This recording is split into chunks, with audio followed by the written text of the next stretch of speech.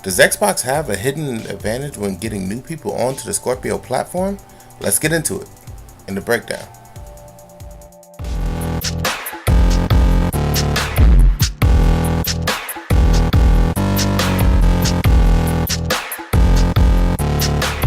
What's going on, people? It's your boy DaRealMastalin coming at you with your daily dose. Now, as always, before we get started, I need y'all to do those two things. Those two very simple things. First one is, I want you to kick flip into that like button.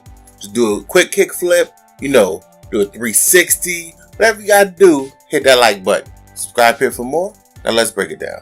Now, that special hidden gem that I was talking about happens to be the number of games you can get for the lowest possible entry price on Xbox One. And what I mean by that is, let's say the Xbox One Scorpio comes out in November. Now, in November, or at least by November, the Xbox One Game Pass program will be out in its full glory. They said that the Xbox One Game Pass should launch at about 100 games. So let's go with 100 games at that point in time, all available for download and play on Xbox One. Also, you have EA Access. EA Access currently has 48 games in the vault. So right now, that's 150 games. Now, EA Access, $5 a month, which I would just personally go for the $30 a year if you're going to do it. Or you do the $5 a month and just keep it minimalist.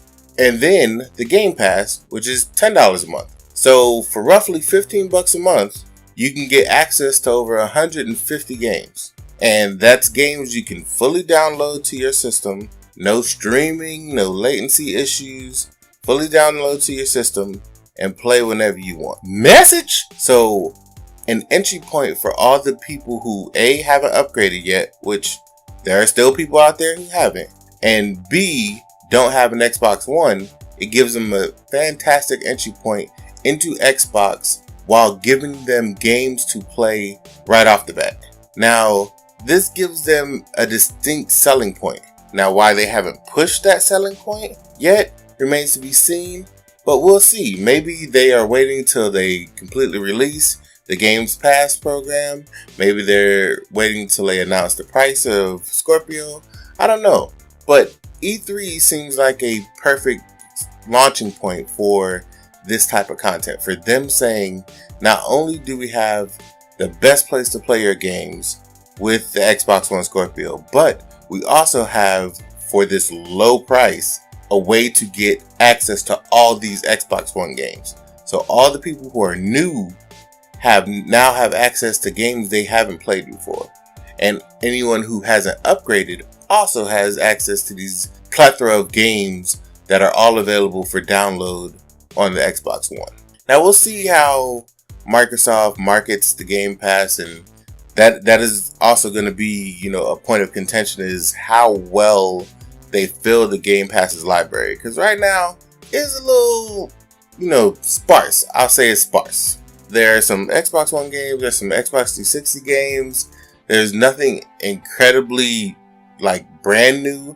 They have newer games, but they don't have anything brand new. But we'll see how they fill that void, how they fill that Game Pass collection with newer games, or whether it'll just be a certain, time period in which they draw games from.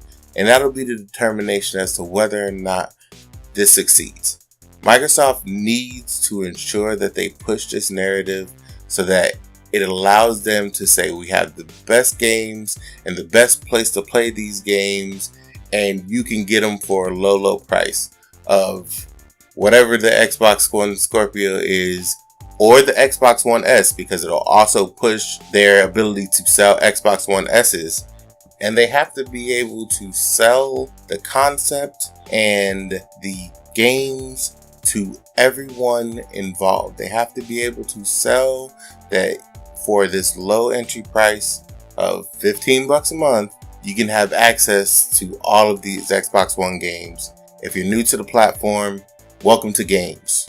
They have to push that narrative along with the power. They have to show new games at E3, which, again, until we get to E3, I'm not going to judge or prejudge their E3 because I don't know what's happening. They seem to be very tight-lipped with information right now, and that's across the board. Even the normal leaks that will be coming out around now are very mum's the word. So in the next like 3 or so weeks, everything should ramp up and people should start getting more and more leaks of what's going to be on stage and who's going to be there and what they're going to announce. And hopefully all of those people shut up, because I do not want you to ruin E3 for me. I don't. I want to watch it.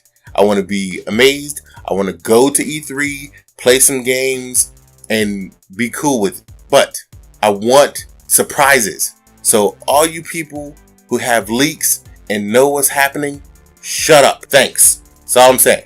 But let me know what y'all think in the comment section.